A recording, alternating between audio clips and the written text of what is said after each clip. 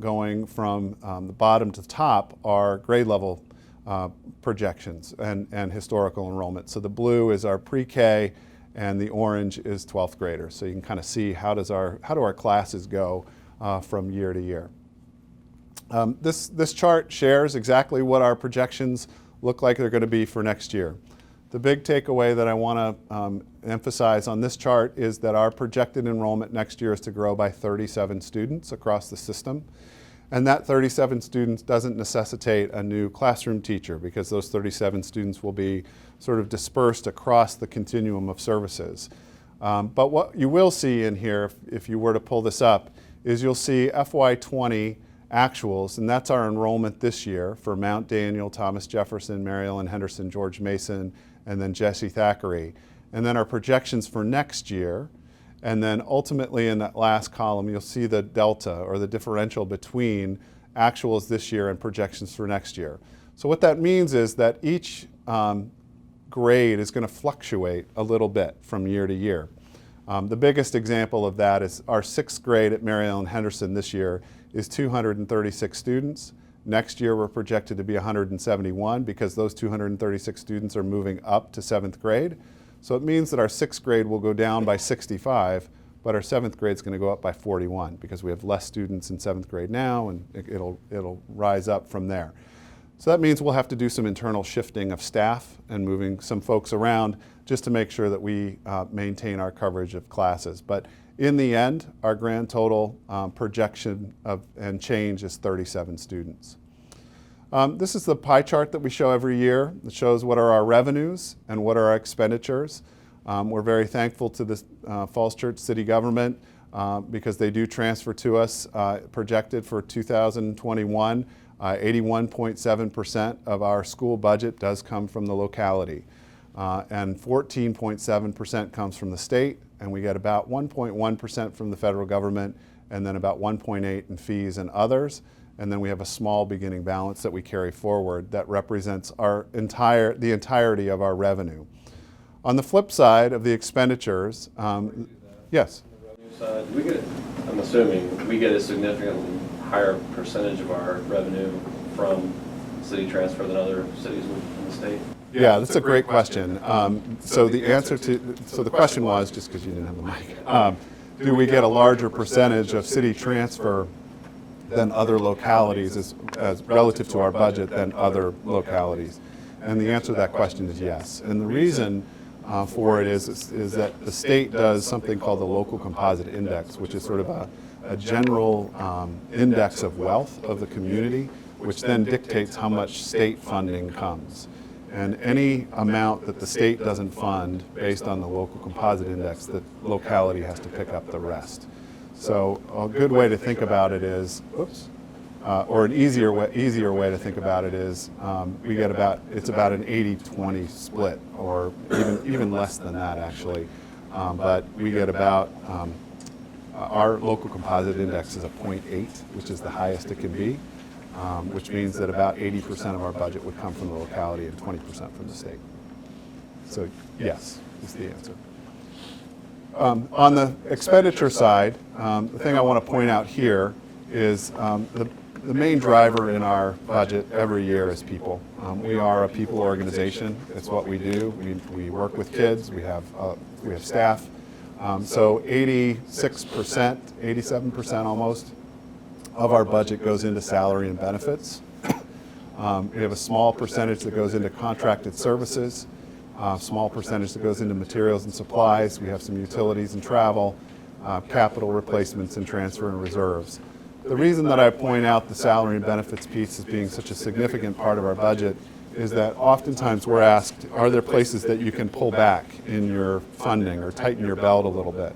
And the truth of it is when almost 87% or 86% of our budget is in people, it's really hard to pull people out of classrooms and to make that work. So while we'd love to be able to tighten up a little bit, it's often hard because we are a people organization.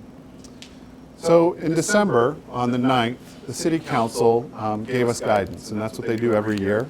And they give us guidance to say, okay, here's what the percentage of transfer is going to be over the amount that you got last year. So this year, based on organic revenue growth in the city, the city government gave us, city council gave us guidance of 3.1%. That 3.1% represents $1.3 million in additional money from the city. And then we also are looking at a methodology where if there is more money at budget time, when we finally end up marking up the budget, or at year end, whatever is left over, we would share 50-50. So that happened last year. There was a little bit more money available because growth came in a little bit higher than they had anticipated in their original guidance. And so we took the additional money that we received at budget time and created a staffing reserve, which was really good because part of our methodology last year to have our budget balance was to cut some positions, and one of them was in kindergarten, and our kindergarten enrollment came in higher than we anticipated. So we were able to use that money to replace that. But the reason we were able to capture some more revenue from the city is because the organic growth went up and we shared it 50-50. So the overall amount that the general government would transfer to us based on a 3.1% guidance is $44.5 million roughly, or 81.7% of our revenue, of our budget. This number's sort of interesting. If you think about it, 1.3 million, just kind of file that away in the back of your head because it does sort of match one of our initial expenditures almost to the number. So here's some new state revenue that we received this year. Every 2 years, the state re-benchmarks their budget. And this year they re-benchmarked, and when they re-benchmark, they look at the standards of quality. So how many teachers, how many staff members, how many counselors, et cetera, do you have in your building? And then the Board of Education makes recommendations. The legislature oftentimes will adopt those recommendations, and then the state has an obligation to fund those standards of quality. Well, this last year there were some changes in the standards of quality, and when they re-benchmarked against those standards of quality, the state gave us more money to meet the needs based on those new standards of quality. Well, the truth is we already meet those standards of quality. Our staffing ratios are already lower than across the state. We already have more school counselors than are required. And so as a consequence of that, additional funding that we receive to meet the standards of quality can actually be repurposed for something else. And so in state aid, we are getting an increase of $712,000, and in sales tax, we're gaining about $250,000. And that's based on the governor's budget that came out earlier this year. So that's a good news story for us because getting this extra money from the state will help us create some balance in our budget. So again, just in terms of projected revenue, I've shared with you how much we get from the city. And then we get the state, and that represents 96.3% of our total revenue. The rest of the revenue comes in from federal government, so we get some money for IDEA, which are our special education programs. We get some money from Title I for our students in poverty, some from Title II for our professional development, professional learning, Title III for our ESOL students, and the like. But what we do know is that we're going to get a slight decrease in some of our federal grant programs of about $12,000, but we do expect that we're going to get about $573,000 more in federal revenue. And then we have some beginning balance. We carry over a balance of about $450,000 just to make sure we have a rainy day fund in case something happens. So that leads us to our budget priorities. Any questions about revenue and expenditures, just sort of off the top? All right, I'll carry on and hope my voice holds out. So our priority has been and continues to be, I think, compensation. Because we are a people organization and we really rely heavily on the teachers and staff in our organization to do great work on behalf of the students that they serve, we really feel like we want to take care of our teachers and staff. And so what I'm proposing for compensation is that every eligible employee who is on our salary and grade scale, and that's a huge percentage, if not all, would get a step increase. So if you were a fifth-year teacher with a bachelor's degree, you would be a BA step 5, and then so next year you go to a step 6. That step represents about a 2.7% increase in salary, and then we're also suggesting a 1% cost of living adjustment for all of our employees. And that does a couple of things. One is it bumps up the 2.7 to 3.7 on average, but it also helps us move our salary scale to remain competitive in the marketplace. There was a VEA study done 2 years ago that indicated the City of Falls Church where we were relative to other school divisions around the Commonwealth with our salaries. And what we found was that we continue to remain very, very high. In fact, first-year teachers 2 years ago were #1 in the state. Mid-year career were 5 or better, and end of career were 5 or better. We've lost a little ground just because some of the other school divisions surrounding us in Northern Virginia have done some things to infuse some money into their salary scales, but this will help us remain really competitive. The reason that I wanted you to kind of keep that $1.3 million in the back of your head, which was from the city government in the transfer, is that the STEP and the cost of living adjustment just about wipe out that $1.3 million transfer from the general government, which means that there are some other things that we want to do, and that additional state revenue allows us to do some of the other things that we'd like to do, and there are some things that we have to do. So we're starting with compensation, and then we move into some hard have-to-dos. And these are some things that are annual priorities because they're sort of given to us. The first is we are looking at a healthcare increase of about 10% for the employer and the employee portion. So that represents about $321,000 increase to our budget on the employer side, and then the employees will have to pick up a 10% increase in their insurance premiums.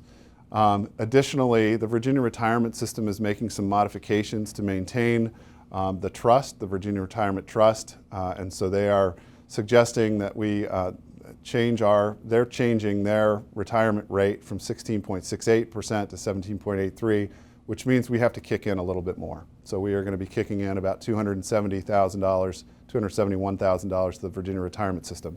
That's just an employer portion. The employees won't feel any additional costs on the Virginia Retirement System. And then there's a slight adjustment in the VRS life insurance of just south of $2,000. So those are hard costs that we have to be able to take care of as part of our budget. And then we are talking about some things that we really want to do. Yes, sir? For competition, or compensation, the first one. Yeah. In terms of competition, is it too early to know what the other school districts are doing? No. Many of them have come out. And the other thing is I have an opportunity to meet with my colleagues around the region once a month. So I'm pretty aware of what they're doing. And most everybody's doing a STEP and a 1% COLA.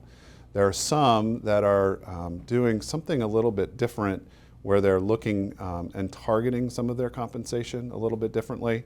But we are right in the ballpark of what most of the divisions are doing. So we would maintain our competitive nature. One other piece, and I just want to share this as an aside, we did receive some data recently looking at Northern Virginia school divisions around us, and it sort of speaks to compensation a little bit because at the end of the day, one of the things we want to be able to do is maintain our competitiveness for positions. And there was a study done of the Northern region, and what the study showed was number of applicants per position when there were vacancies, because one thing we are experiencing across the country is a national teacher shortage, essentially. In our surrounding jurisdictions, whenever there's a vacancy, the average number of applicants per vacancy is just under three applicants per position. The good news is, for us here in the City of Falls Church, we're just under 9 applicants per position, and it was an outlier in the data.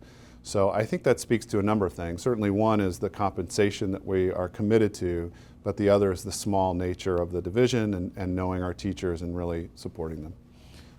Because we do some things also in our budget currently that other school divisions don't. We're still doing tuition reimbursement for Virginia and Virginia Tech through a grant that we get through them. We're still doing national board certification stipends. We're still promoting professional development and learning in our systems, and those haven't been cut. So here are some things that we want to do that are investments in our goals and our future. And the thing that I want to point out here is the alignment piece. And this really speaks to those three identified goals that were on the placemat that I talked about earlier.